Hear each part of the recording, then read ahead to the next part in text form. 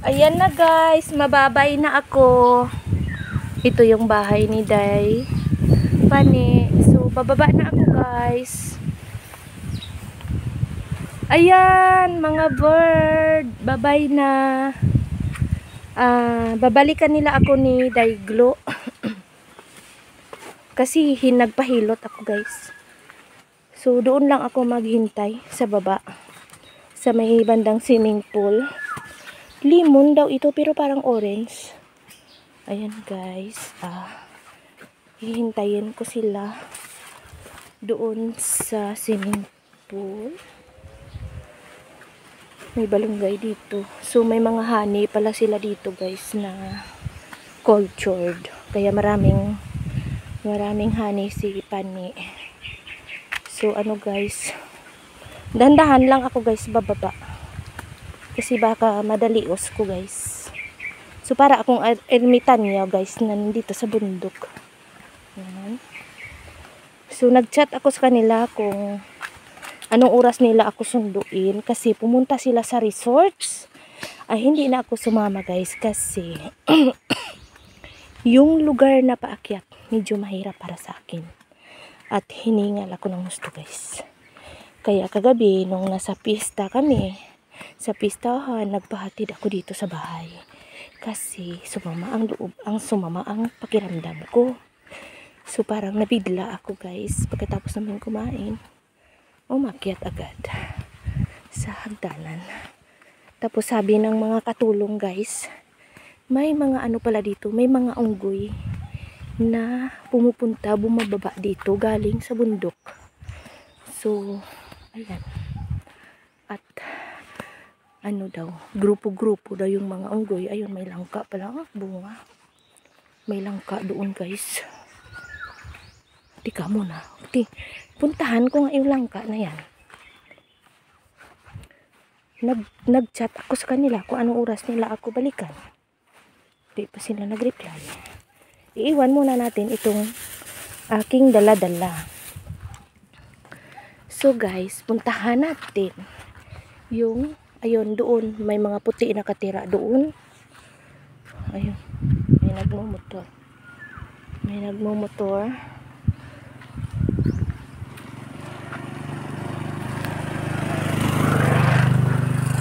Ayan. So, puntahan natin andyan ang bahay ni Charity. Na parang Europe style. Ano ba ito? Ano ba itong mga halaman na ito? So guys, may saging, may langka. So nakabalot.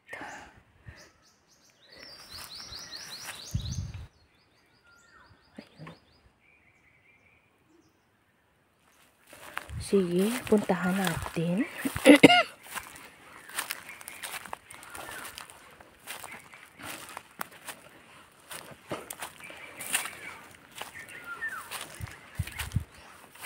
Ayan guys, so ano talaga guys, mountain. Ayan, nakabalot. So wag na natin lapitan yan. Ano yun, kuha lang tayo ng video guys. So naalala ko rin yung bata pa ako guys na umaakyat kami sa bundok. Tapos nangunguha kami ng bago. Tapos mga ubi, mga apali. Kung ano-ano na lang guys yung ginagawa namin noon. Hala, basi madugay pa to sila. Basi madugayan pa to sila.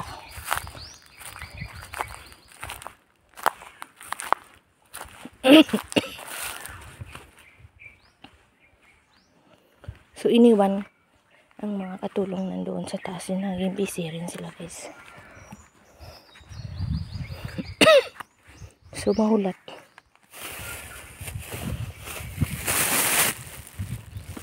Mahulat lang ko dito sa may swimming pool. So nagmumotor yung mga tauhan ni Pani kasi medyo malayo rin. So punta tayo doon sa swimming pool. Mingaw dito, mingaw na tahimik. So ayan yung puno guys, maganda talaga yung puno na yan, oh. Parang nasa Hong Kong lang din yung mga puno.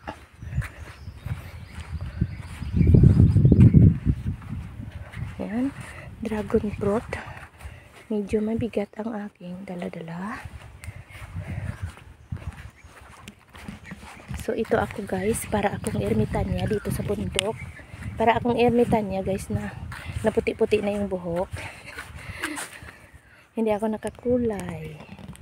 Hindi ako nakapagkulay ng buhok. Kasi na-busy ako guys. Ayan, may mga motor dito. Ayan, may mga gabi, oh. Wala, may mga unod siguro na. So, dito tayo.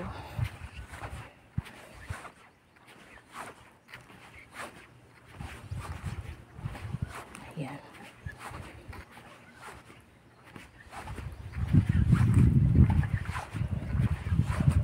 Mahulat lang ko sa kanila.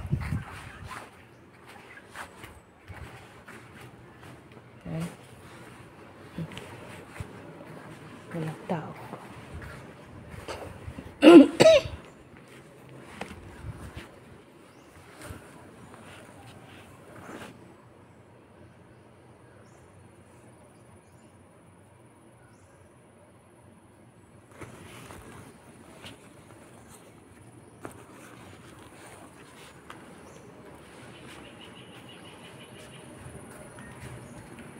So ito guys, mayroong gym dyan.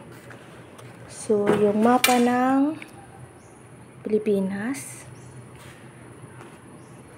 And then ito yung puno na may mga ugat-ugat.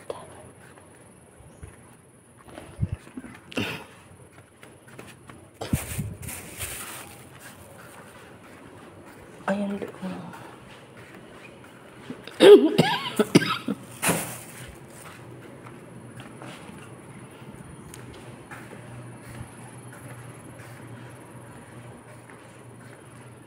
Ayan guys. Nagpahilot kasi ako sa sa katulong ni Pani. Kaya ayan, gym. May gym dito guys. Ayan. Tapos paakyat doon sa bahay ni Pani. Yan doon. Ayan dyan mga, ayan may puti pala doon, oh. Sila dyan nakatira. Dito sila nag-i-stay. Siguro mga ilang buwan sila. Ayan mga kasi, mga diving kasi, nagda-diving sila.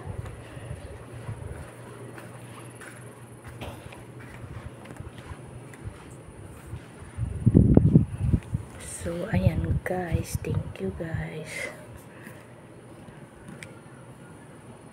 Thank you for watching.